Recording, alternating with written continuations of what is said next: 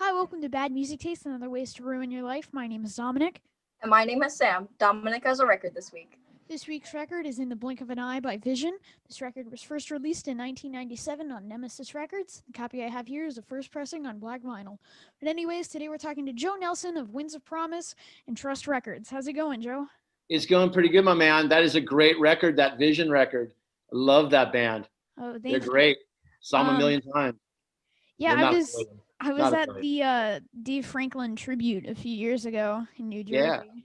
Yeah. How was that? Dave, that was a good guy. It's a close friend of mine, Dave Franklin. That was a tough loss. Yeah. Yeah.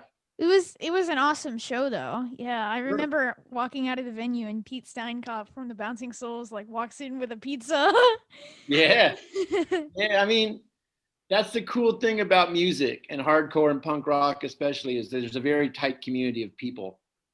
It's like a family. You know what I mean? Like, I think Yeah. you guys have been doing your podcast. I think that's a theme you would hear from everyone you interview. It's like it's a music scene, but it's more like it's like an extended family you have.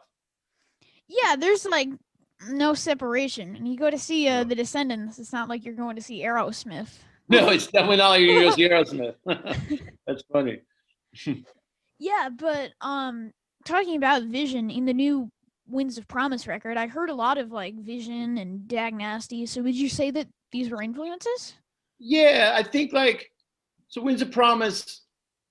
My favorite music growing up, was hardcore and punk, and I was very influenced. Were the other guys in Winds of Promise by Dag Nasty and Embrace, and kind of Discord Records, Washington D.C. type bands. The Faith was a big influence of ours. Kind of more melodic type of hardcore. Yeah, but Vision would be an influence too. Especially that record you just held up. I mean, I haven't listened to it in a minute. I promise you, after this podcast, I'm going to pop it on. But yeah, melodic hardcore for sure. Awesome. So you've kind of experimented in both realms of music, like playing and releasing. So how would you say they were the most different?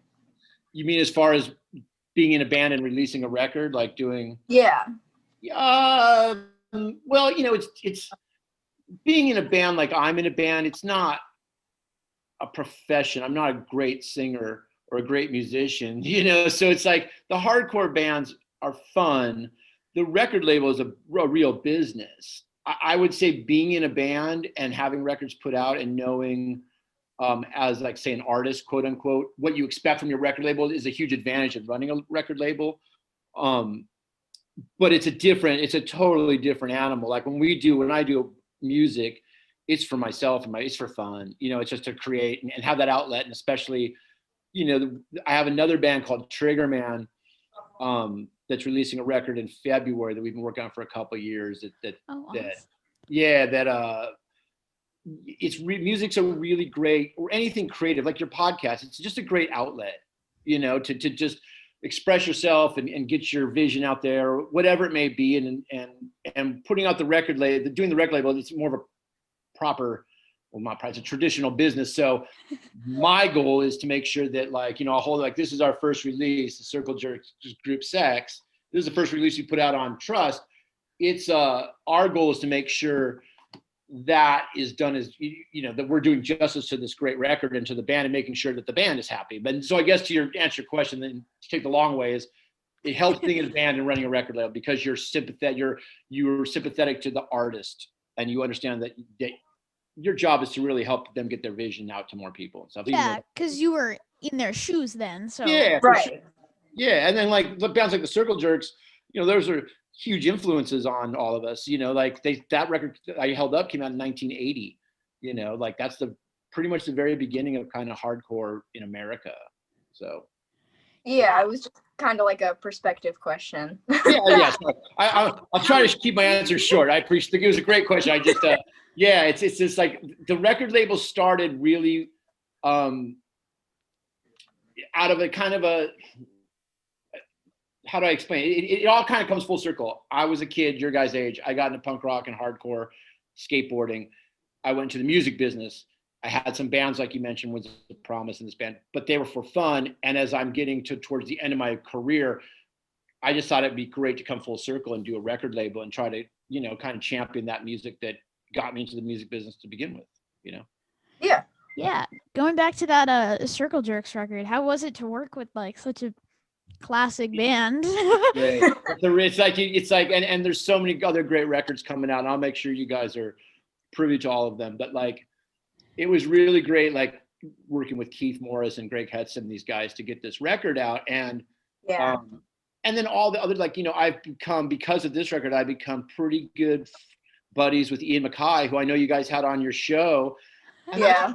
I'm sure I'm like you guys. Like, I just like felt like, I'm just like, whoa, I'm talking to Ian MacKaye. Like, Yeah. it's just, and he's such a great guy. So it's like, that's kind of the perks of it, is coming full circle, and having that kind of camaraderie. And the next record we're putting out on Trust is a record called The Crew by 7 Seconds, which was a really big, important band for me getting into the scene. Like, that was one of my first bands that I really fell in love with. And, those are great guys, and that's a great record. So it's just being part of that process now with these guys, trying to help them get their classic records kind of repackaged and put back in the marketplace, is like, it's really rewarding so far. So knock on wood, Yeah.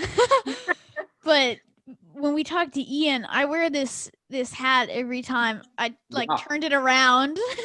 I was like, I don't want to. Oh, that's funny, man. Yeah, because I have a funny story about Ian. I was wearing a Minor Threat shirt at Coachella, and Ian, Coachella's a big music festival out here in California, and Ian goes to it every year. He's been friends with the people. Yeah, he always comes, and I've always seen him, and we've been friendly. But one year I was wearing a Minor Threat shirt, and I was walking backstage, and I just walked right by him, and he just was like shaking his head. This is like, hey, Ian, yeah, sorry. So I feel you, buddy. If I could have, I would have taken my shirt and turned it around. But we have like 2 rules. Like, never wear their merch when you're talking to them, and then never do like the same record of the band that they're in. Yeah, those are good rules. Those are good rules. But it's also like, that's what we were talking about. Like, those guys are, Ian's a really important person for not just music, but for American culture, and doing a label by yourself and having an ethic that's unparalleled. And also, this is a pretty good story about Ian that I just will tell you guys real quick. Is, so when we first started doing this, I was reaching out to him because he's in the Circle Jerks. He does some, and he's going to be in the 7 Seconds record. There's like booklets inside these records where guys are telling stories about the bands, right? And Ian's obviously an important person for stories. And we were texting back and forth, or we were emailing back and forth. And I said, I mentioned I had a postcard. So when I was 15, I sent him a letter, like a fan letter, and lyrics, like really embarrassing lyrics of what a fan was trying to do. And I had the postcard I just found. So I took a picture of it and I sent it to Ian. I said, check this out, Ian. I go, here's this postcard. He's answering questions about Embrace, which was his band at the time. And then he came back and goes, Joe, I see your postcard. I'll raise you your letter. And he had the original letter that he sent back to me with the lyrics. And it was amazing to read, because I just was like, it was like a snapshot. I was 15, like, I'm just reading. Right. Well, that's definitely my viewpoint at 15 years old. Those are my, I was talking about kids in my high school, like getting into punk rock and music and having your friends turn, some of your friends you lose, I was in a straight edge at the time. That was kind of a deal breaker with some people. Just kind of a weird thing you're going through. Yeah, the dead Kennedys know it all. Yeah, right. And then having Ian respond to you, it was cool. And that's just how he is as a person. So I'm just like, I really appreciate that, because I told him, no one, Ian was probably 21 or 22 at the time. That is a lot of weight to put on a young man's shoulders who didn't ask for it, to be like, here's a bunch of kids who are coming to you because you're, a straight edge guy or whatever your thing is, and you're having to take in their mail and respond to them and be cool. And that's a special person who can do that. You know what I'm saying? He's a special person. That's the moral of the story. Yeah, it's crazy. Like, talking to him was just surreal. Yeah, he's like by far the most like philosophical person we've talked to. Yeah, but it was such a cool perspective to have. Like, it was different, but it was great. Yeah. Yeah. Well, yeah, and he's, like I said, and when we're doing this label, Discord Records, that's his label. We're trying to model ourselves after them, in the sense that they're so ethically on point, where their deals are 50-50 deals. The bands get 50% of the revenue and the label gets 50% of the revenue. That's a great deal for a band. And no one, Ian's an honest broker, and that's what we found, and why we kind of started this label in the first place was, it's not, bands, some of these great bands never really got paid, the records were neglected, and so our vibe is, we've had a music business career. I was in the music business for 30 years. It's like, let's do some good work and give back to these guys and make sure that they are getting paid and they are getting royalty statements on time and that they're excited about their art, because it's, I think it's really important stuff. These, like, it's like, whether it be Circle Jerks or Vision, like it's just great stuff, great records. Yeah, so kind of tying it back to the Circle Jerks record, I know we kind of were just talking about it, but how did you and Trust Records get involved with the release of it? So my partner in this is a guy named Matt Pincus, who plays bass in the band Judge. It's a New York hardcore band. And if you guys, I'm sure Matt would love to talk to you guys if you're interested in talking to Matt. And he's a really interesting guy who we became friends 30 years ago through straight edge hardcore, because I'm from California, he's from New York, but he was in Judge and Youth of the Day, Gorilla Biscuits. Yeah. It's all a big family, and with the California guys, which is who we're from. And we've crossed paths throughout our lives because he's been very successful in the music business. He had a company called Songs Publishing, which is a music publishing company. It was really successful.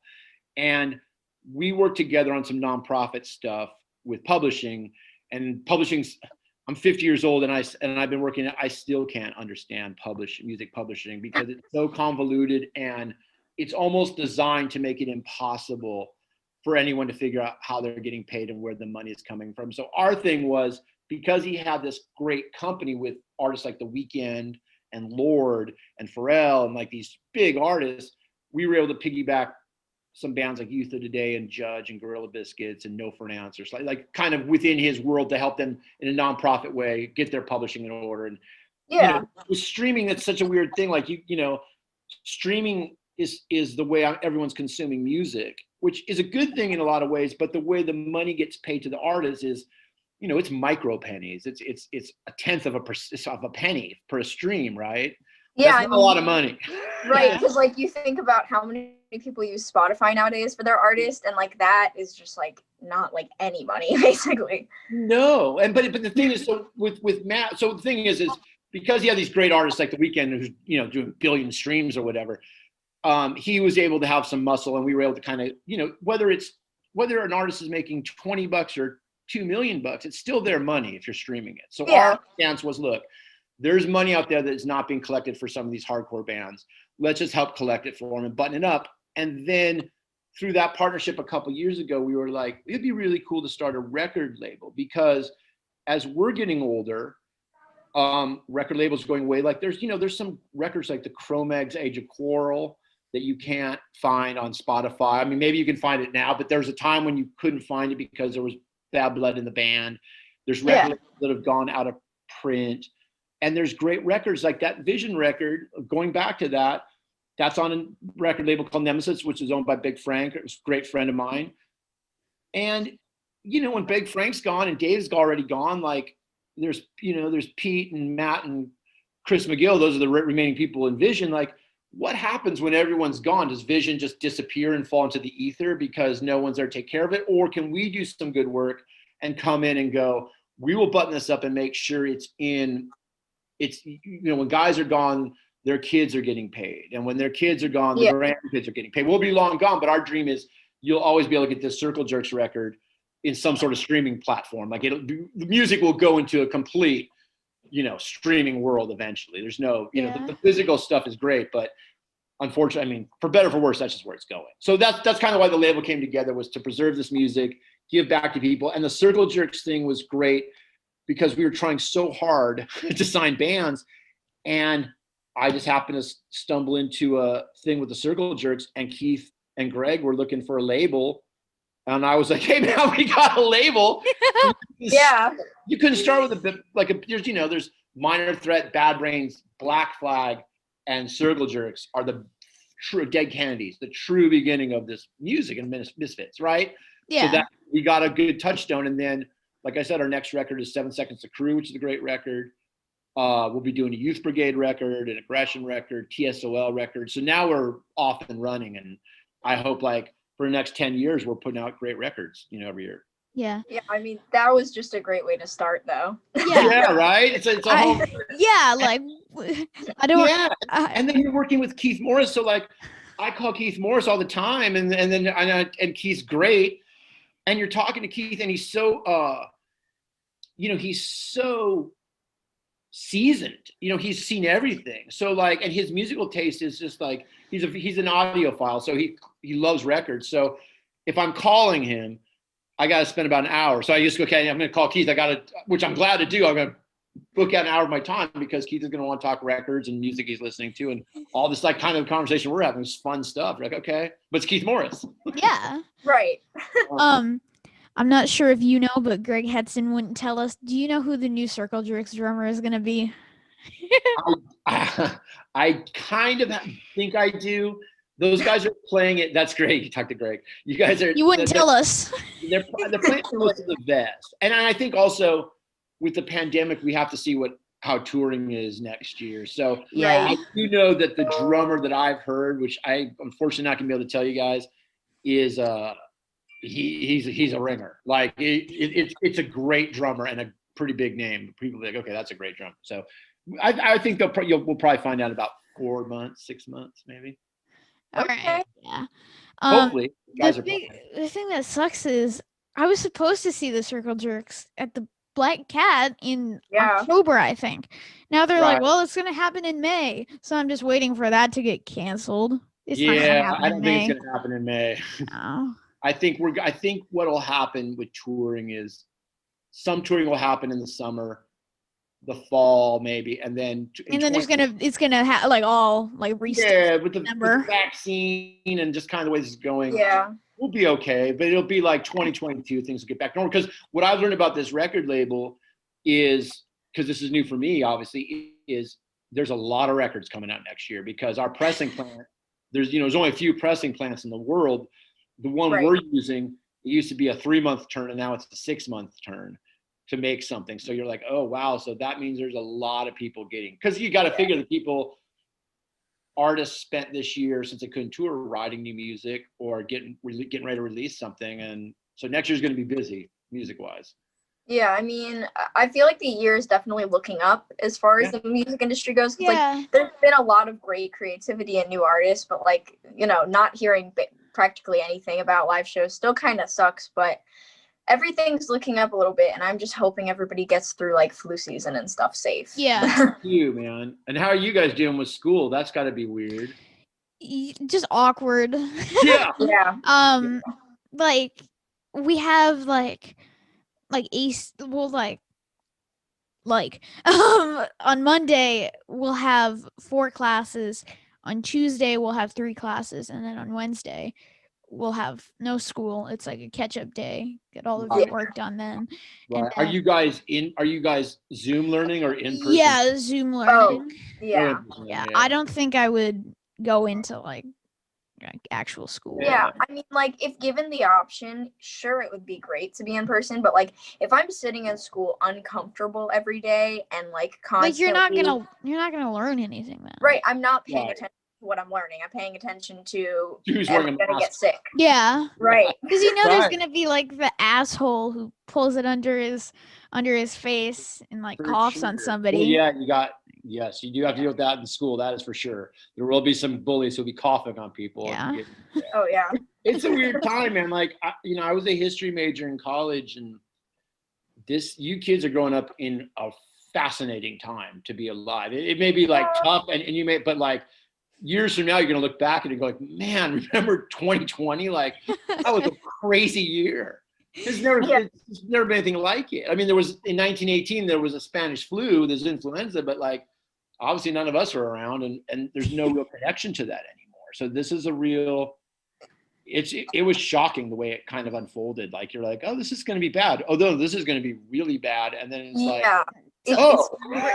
it's only really escalated. So it's been really interesting because like literally the schools closed down like the second week of March, and you just kind of took a second recently, and I've been like, I haven't been to school since March. Like, man, we're not that far from a year. Like, and it doesn't feel like it's been a year. It feels like we had school, we had summer, and here we are. Right. Yeah, I do. I was it's December, 9th today. Like, it's Yeah. crazy how fast the year went. And all of a sudden you're just like, I mean, we didn't like, luckily I had the record label, and that put all my, I could focus on something that was pandemic proof in a way, and kind of get that dialed up and get the label ready for next year. But like, for live, we're talking about live music, for guys like the Circle Jerks, like they were counting on have a pretty big year touring, and like, and there's all the crew guys and all the people, the venues have bartenders and vendors and all kinds of people who count on that economy to make money. And, it's almost there, but man, like it's, I feel lucky that I was able to have this, because a lot of my friends and stuff are still struggling, Yeah, like we wouldn't have started the podcast if it wasn't for like all the time then. Right. And like talking about creative outlets, like this has certainly been a great way just to socialize with people like you don't see every day. Yeah. Because like sure, the talk at the dinner table with the family is nice, but it just gets to, I logged on to my calls, I did my work, I'm eating dinner. Yeah, and I mean, if I can sit down and then be like, I talked to Bill fucking Stevenson today. Exactly. Like 2020 is the best year ever. Yeah, exactly. That's funny, but that's a great way to. But that's like it's just, you learn something as you're growing up. No matter how old you are, I'm 50. I'm still learning things. I'm learning how to deal with this. You're learning how you can either kind of quit and surrender and be depressed about stuff, or you can go like, hey, let's do a podcast and like put some effort into that and make it fun. And like, you guys have had some great guests, and like, I know you have Walter. Walter's like one of my best friends. Like, I'm sure he was great on this. I can't wait to see his episode. Yeah. Yeah, that one was a lot of fun, but without it, I think about like without it, like that first month that like went by when we didn't have the podcast, and it's like, what did I do then? Did I just sit there and rot? Or I know. I mean, I feel like if we hadn't started it, man, I like, it's so cheesy, but I genuinely don't know what I would have done, because like boredom really set in like 2 weeks. So imagine like 8 months. Yeah.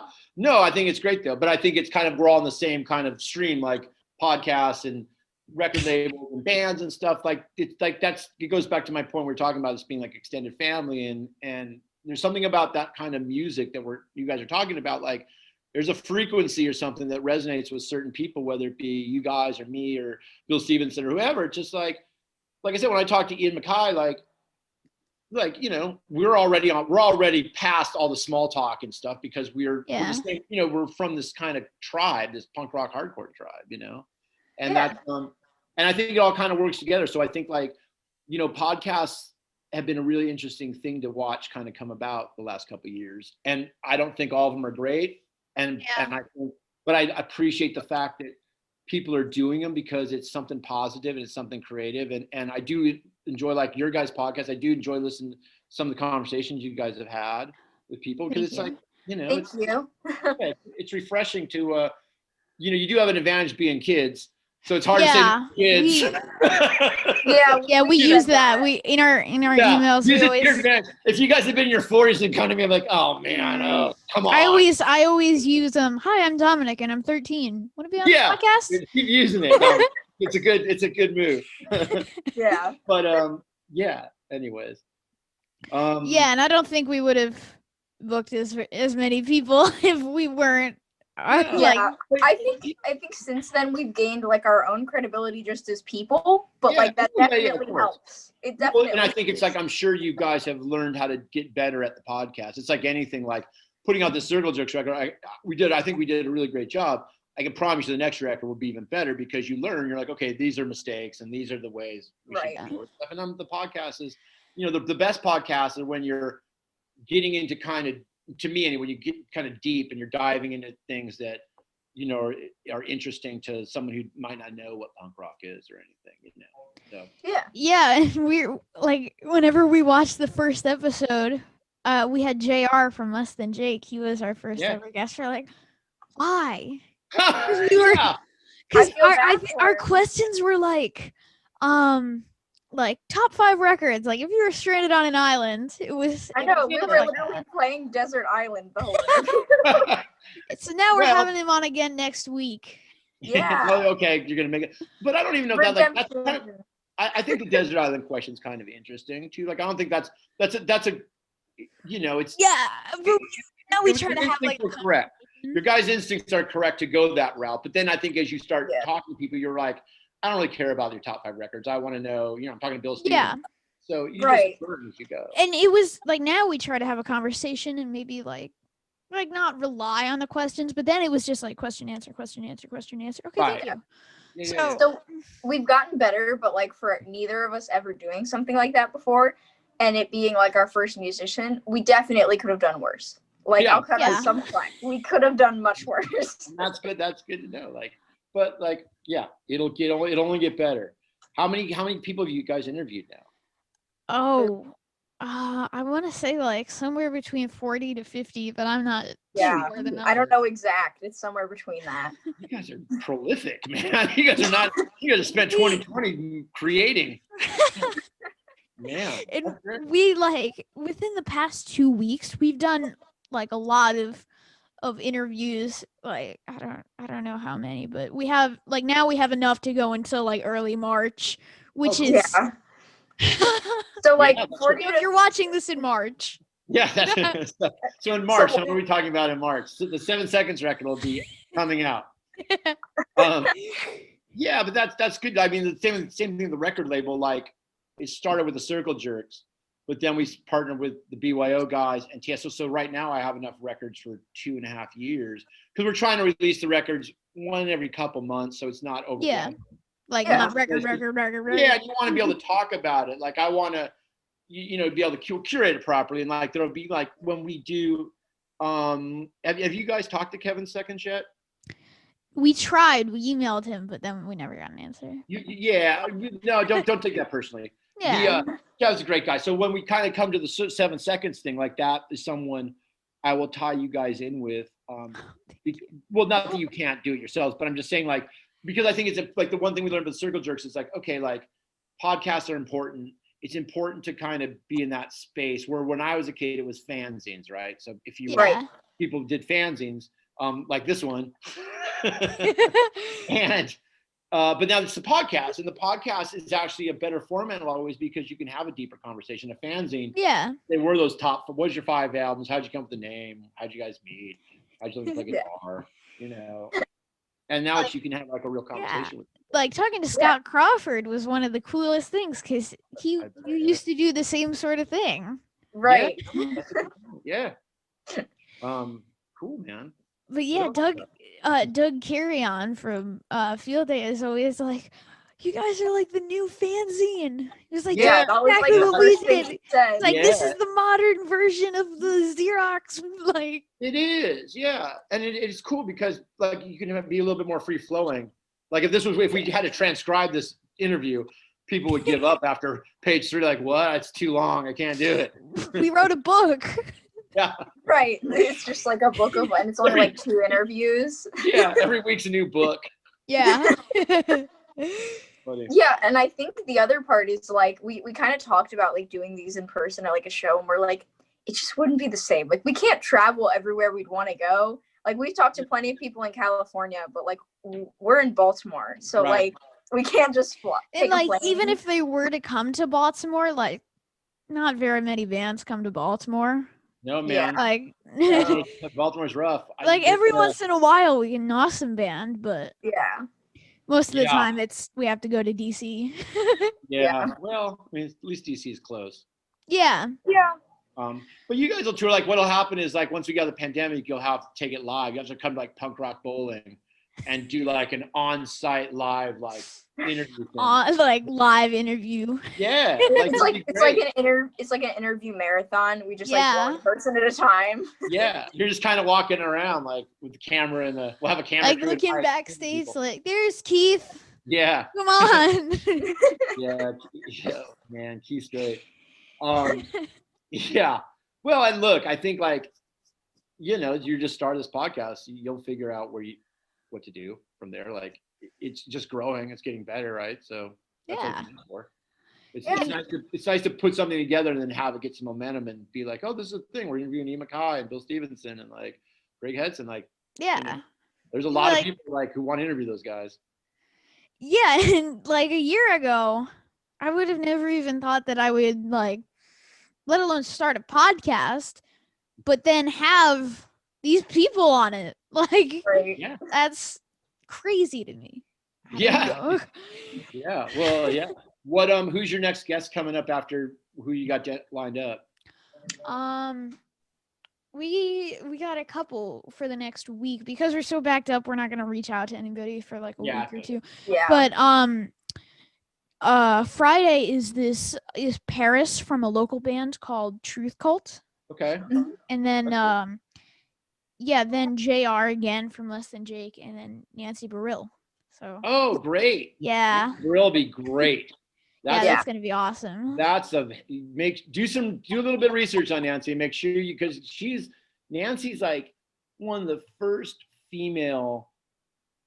There's girls didn't go to a lot of shows back then, but Nancy wasn't really going to shows. She was promoting shows and booking bands. Yeah. She was Yeah. active in the Philadelphia scene, and she's a sweetheart and a great person and a really great educator. Like, so you guys, yeah, that's a good one, man. I'm excited for her book. That book's supposed to be out. Oh yeah, I'm making my way through her book, and it's good. Yeah, I mean, like, yeah, she's great.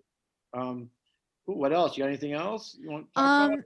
Well, thank you so much for your Oh, you're time. welcome. Yeah, of course. Yeah. And if I can help you guys, like I said, I think Matt would be a great, maybe we'll get, you're backed up. Maybe when we get to the next year and we're talking about 7 seconds, have Matt come on and talk to you guys about that. Because Okay. he's got a perspective that's really interesting, because starting at a company that was a very successful publishing company with like Lord and The Weeknd as your clients is like, Yeah. that's a hardcore guy playing bass and Judge, like, and then you're signing multi-million-dollar publishing deals for The Weeknd, Right.